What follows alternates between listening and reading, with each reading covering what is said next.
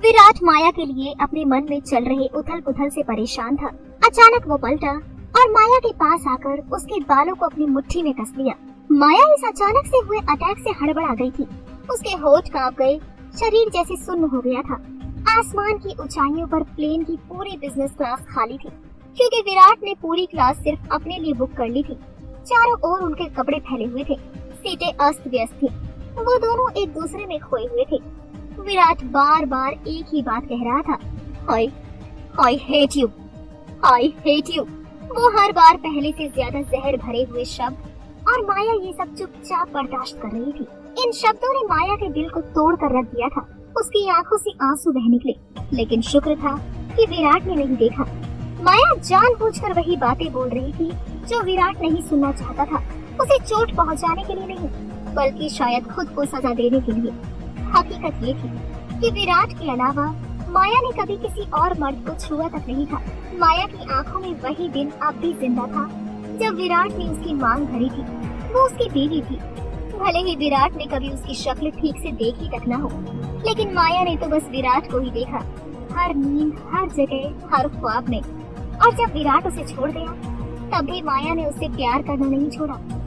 दिनेश के बीमार पड़ने के बाद जब घर चलाना मुश्किल हो गया, तब माया ने अपने ही जिस्म को बेचने का फैसला लिया। लेकिन दिल के किसी कोने में उसे ये सुकून जरूर था कि कम से कम विराट के साथ वो कोई गुनाह नहीं कर रही थी। विराट को माया की इन फीलिंग्स का कोई अंदाजा नहीं था। वो तो अपने गुस्से और पागलपन को माया के बदन पर उड़ेलता रहा, और माया, वो भी उस आग में खुद को झोंकती रही। जब फ्लाइट लैंड हुई तो माया खुद को संभाल नहीं पा रही थी। उसकी बॉडी थरथरा रही थी। चलते चलते उसने अपने बैग से एक पेन किलर निकाली और निकल ली। विराट ने देख लिया। उसने पूछा, ये क्या खा रही हो? माया ने उसकी आंखों में झांका, एक फीकी हंसी के साथ कहा, अब मुझे हमारे इस नाजायज रिश्ते की कोई निशानी नहीं चाहिए, और मैं श्योर हूँ कि तुम भी नहीं चाहते। विराट का चेहरा एकदम सफेद पड़ गया। उसके दिमाग में एक के बाद एक सवाल गूंजने लगे। क्या हर बार ऐसा करती है ये? कितनी बार खा चुकी होगी ये गोलियां? कितनों के साथ? क्या इसे फर्क नहीं पड़ता कि ये खुद को कितना नुकसान पहुंचा रही है? उसे समझ नहीं आ रहा था कि वो गुस्से में था, दुखी था या टूटा हुआ था। आसपास की भीड़ की आवाजें सुनकर वो एकदम से होश में आया। मुंह फेरकर तेज कदमों से आगे बढ़ गया। माया ने चुपचाप डब्बी बैग में रखी और उसके पीछे चल पड़ी। कुछ दूर चलने के बाद माया उसके बराबर में आ गई और बगल में चलते हुए धीमे से बोली, वैसे इस सेशन का पेमेंट मिलेगा ना मुझे? तुमने कहा था कि रात के साथ साथ दिन का भी पैसा दोगे। उम्मीद है कि भूले नहीं हो। विराट के दांत भींच गए। उसने गुस्से से कहा, मुझे याद है, विराट सिंघानिया किसी को फ्री में कुछ नहीं देता। माया ने हल्के से मुस्कुरा दिया, वो मुस्कान जो सिर्फ एक ऐसी औरत को आती है जिसने रोते रोते हंसना सीख लिया हो। माया और विराट एक होटल में चेक इन कर चुके थे। विराट ने दोनों के लिए एक ही कमरा लिया था। कमरे में पहुंचने के बाद वो सीधे बाथरूम में चला गया फ्रेश होने के लिए। माया अपना सामान ठीक से जमाने लगी। वो उठकर कमरे की बालकनी के पास गई। कमरे की खिड़की से लगभग पूरा शहर दिखाई दे रहा था। उन्होंने होटल की एक ऊंची मंजिल पर कमरा लिया था, जहां से शहर का खूबसूरत नजारा दिख रहा था। माया एक बेजान इंसान की तरह खिड़की से लगकर पूरे शहर को देख रही थी। दुनिया में कितनी भीड़ थी और वो उस भीड़ में कितनी अकेली महसूस कर रही थी। उसे समझ नहीं आ रहा था कि जिंदगी उसे किस मोड़ पर ले आई थी। उसने ये जिंदगी कभी नहीं चुनी थी, फिर भी ना जाने किस गलती की सजा भुगत रही थी। अपने पिता को बचाने के लिए उसने अपना आत्मसम्मान भी कुचल दिया था और उस इंसान के लिए एक खिलौना बन गई थी जो कभी उसका पति हुआ करता था। माया का दिल अंदर ही अंदर टूट चुका था, लेकिन फिर भी वो हिम्मत बनाए रखे हुए थी। तभी उसके फोन पर एक कॉल आया। स्क्रीन पर डॉक्टर का नाम देखकर उसके दिल में अचानक घबराहट सी भर गई और उसे अपने पापा की चिंता होने लगी। हिम्मत जुटाकर उसने फोन उठाया और बोली, हेलो। सामने से डॉक्टर ने कहा, मिस माया, आज आप हॉस्पिटल नहीं आई? आपसे इलाज की फीस के बारे में कुछ जरूरी बात करनी थी। माया कुछ बोलने ही वाली थी कि अचानक विराट बाथरूम से बाहर आ गया। उसे देखते ही माया ने तुरंत अपने चेहरे की चिंता को छुपा लिया और एक सिडक्टिव मुस्कान के साथ सोफे पर बैठ गई। वो फोन पर बोली, हाँ, दरअसल कुछ दिनों के लिए मैं अवेलेबल नहीं हूँ। अभी आउट ऑफ कंट्री गई हूँ, इसलिए मिल नहीं सकती। लेकिन डोंट वरी, जैसे ही मेरा काम खत्म होता है मैं सबसे पहले आपके पास आऊंगी। पैसों की बात हम वहीं करेंगे। ये कहकर माया ने कॉल कट कर दिया। उसकी बात सुनकर विराट की भौहें सिकुड़ गई। उसने सीधा सवाल दागा, किससे बात कर रही थी? किससे मिलने का प्लान है? माया ने बेहद लापरवाही से एक पैर पर दूसरा पैर रखा, मोबाइल पर स्क्रॉल करते हुए बोली, मेरा एक और क्लाइंट है, काफी वक्त से मुझसे मिलने को बेचैन है, डबल अमाउंट ऑफर कर रहा है, लेकिन अफसोस अब मैं 1 महीने के लिए तुम्हारे साथ फंस चुकी हूँ। वो हल्के से मुस्कुराई और आगे कहा, मैंने उसे साफ कह दिया कि तुम्हारे साथ जैसे ही डील खत्म होती है सबसे पहले उसी के पास जाऊंगी। आखिर वो मेरे काम के वक्त पर और मुंहमांगी कीमत देता है। विराट के हाथ से टाल गिरकर जमीन पर जा पड़ा। पता नहीं माया ऐसा क्यों कर रही थी, शायद जानबूझकर उसके भीतर का गुस्सा भड़काना चाहती थी। माया को बखूबी एहसास था कि उसकी बातों से विराट के भीतर कुछ सुलगने लगता है। वो उठी, धीरे धीरे विराट के पास आई। उसकी आंखों में उबलता गुस्सा और जबड़ा कसना साफ नजर आ रहा था। विराट की मुट्ठियां कस गई, उसके होठ कांपे। तुम गिरने की सारी हदें पार कर चुकी हो। तुम्हारे लिए क्या सिर्फ पैसा ही सब कुछ है? क्या वही तुम्हें सब कुछ दिला सकता है? माया ने आंखें घुमा दी, जैसे वो ये नैतिकता का भाषण पहले भी 1000 बार सुन चुकी हो। वो चिढ़कर बोली, कम ऑन विराट, ये आदर्शवाद की बकवास बंद करो। ऐसा ही रियलिटी है। मैं नहीं चाहती कि मेरी जिंदगी किसी झोपड़ी में खत्म हो। मैं जवान हूँ, खूबसूरत हूँ, और जब इसी खूबसूरती से लाखों मिल सकते हैं तो क्यों ना लूं? आखिर तुम भी तो मुझे सिर्फ अपनी भूख मिटाने के लिए लाए हो, तो गलत सिर्फ मैं क्यों, तुम क्यों नहीं?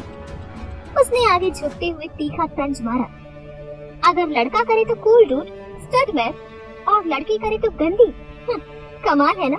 विराट का गुस्सा अब कंट्रोल से बाहर हो चुका था। उसने माया को खींचकर बिस्तर पर पटका और उसके ऊपर झुककर उसके हाथों को इतना कसकर पकड़ा कि दर्द से माया की आंखें भर गई, मगर वो हमेशा की तरह चुप रही। विराट की आंखों में नफरत, हिकारत और एक अजीब किस्म की बेचैनी थी, जिससे माया का दिल अंदर से चटकने लगता है। फिर भी उसने खुद को नहीं रोका। विराट झुका और बोला, सही कहा, मैं भी कुछ कम नहीं हूँ। मैं तुम्हें बस अपनी भूख मिटाने के लिए लाया हूँ, तो अब कम ऑन, डू इट। रात ढल चुकी थी। विराट बिस्तर पर सोया था, थकान में चूर। माया उसके बगल में शांत पड़ी थी। अचानक विराट का फोन बजा। तेज वाइब्रेशन से उसकी नींद टूटी। उसने आंखें खोली और अगला ही पल जैसे ठहर गया। माया बेहद करीब थी। विराट ने कुछ पल बस उसे देखा।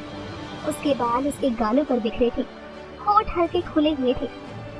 पता नहीं वो उसके इतना पास कब आ गई थी, या शायद वो खुद ही खिंचता चला आया था। फिर फोन की लगातार आवाज से वो होश में आया। उसने टेबल पर रखा अपना फोन उठाया और बोला, हेलो। सामने से कुछ सुनने के बाद उसने सिर्फ इतना कहा, ठीक है, मैं आ जाऊंगा। ये कहकर विराट ने फोन काट दिया। बगल से माया की आंख खुल गई। वो विराट से बोली, कहाँ जा रही हो तुम? विराट बिस्तर से उठते हुए बोला, एक बिजनेस पार्टी है, अटेंड करनी है। माया ने पूछा, कब तक आओगे? विराट बाथरूम की तरफ बढ़ते हुए बोला, शायद सुबह। फिर अचानक कुछ देर सोचने के बाद विराट ने माया से कहा, तैयार हो जाओ, तुम्हें भी मेरे साथ पार्टी में चलना है। विराट की बात सुनकर माया हैरान रह गई। उसने पूछा, मुझे क्यों? मैं तुम्हारे साथ पार्टी में जाकर क्या करूंगी? तुम जाओ ना आराम से, मैं यहीं रह जाती हूँ। वैसे भी मैं तो वहाँ किसी को जानती भी नहीं। विराट ने थोड़ी सख्त निगाहों से माया की तरफ देखा और कहा, मुझे तो जानती हो ना, उसके अलावा तुम्हें किसी और को जानने की जरूरत नहीं है। तुम वहाँ मेरे साथ ही रहोगी। वैसे भी जैसी तुम हो, तुम्हें अकेले छोड़ने का रिस्क मैं नहीं ले सकता। जितना कहा गया है उतना करो।